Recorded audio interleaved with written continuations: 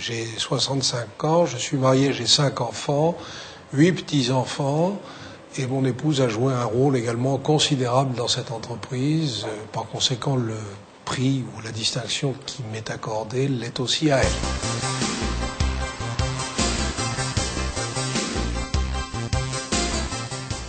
L'entreprise est spécialiste dans une catégorie de produits qu'on appelle les probiotiques. Qu'est-ce qui se passe, qu'est-ce qui se cache derrière ce mot un petit peu savant? C'est tout simplement une bactérie qui s'appelle le LCR35, qui a un certain nombre d'effets extrêmement bénéfiques pour la santé. C'est donc un produit de santé et nous le vendons en France, mais surtout dans le monde entier, puisque Liocentre est exportateur dans des pays aussi divers que le Chili, la Corée, le Japon, bientôt l'Inde, l'Indonésie, grâce à nous, Aurillac est connu vraiment très loin d'ici.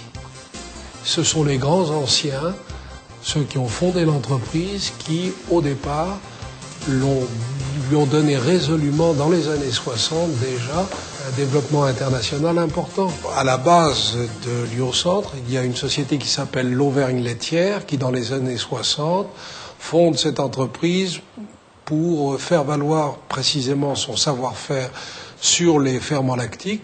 Quand on fait des fromages, on utilise des ferments, et pour utiliser les propriétés de ces produits dans le domaine de la santé, eh bien, on a fait un laboratoire qui s'est appelé Liocentre.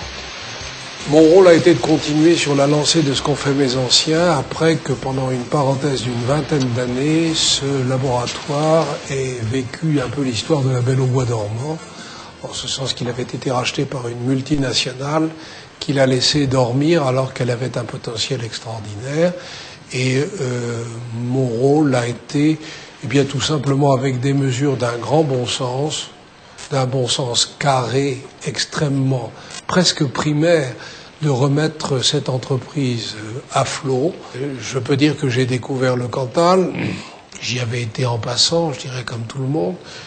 Mais là, en disant j'ai appris à l'aimer, il y a dans le Cantal une population qui est à la fois dure au travail et en même temps aimable. Et cette combinaison est une combinaison gagnante. La preuve. Maintenant, ma grande fierté, c'est de la transmettre à mes fils, puisque j'en ai maintenant 2 qui travaillent dans l'entreprise, l'un en tant que président, bien entendu, et l'autre qui vient de sortir de son école de commerce. Il faut être concentré parce que tout peut toujours arriver. Il faut être conscient que jamais rien n'est gagné. Chaque jour, la seule chose qui soit définitivement acquise, c'est le passé. Donc, surtout pas de triomphalisme. Ça, c'est le premier point. La modestie. Le deuxième, il faut savoir mouiller la chemise.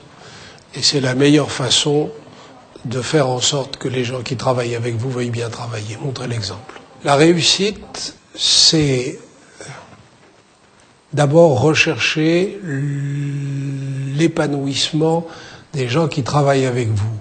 Et c'est par leur épanouissement que vous trouvez le vôtre. Moi, je pense que la principale qualité que je retiens de mon père et qui me servira pour tout le reste de ma carrière, pour gérer cette entreprise, c'est la qualité de l'intuition. Je pense que si on avait fait toutes les études de marché avec des tableaux, des magnifiques graphes Excel, eh ben on dirait il ne faut pas reprendre. Et lui, il a quand même reprise. Et puis au final, il a raison, parce que ça fait 10 ans que ça existe. Et je pense que c'est une entreprise qui a de l'avenir.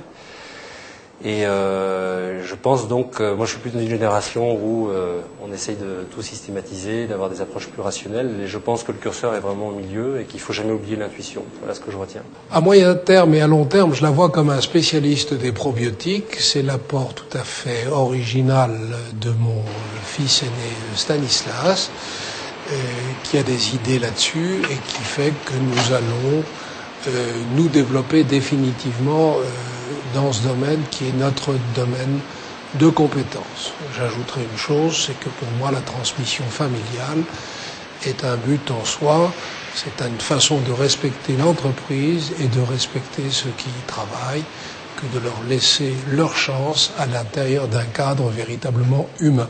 Une transmission de pouvoir signifie une réalité que l'on ne doit pas chercher à nier. Je ne chercherai jamais à partir par la porte avec les honneurs, et à revenir en catimini par la fenêtre.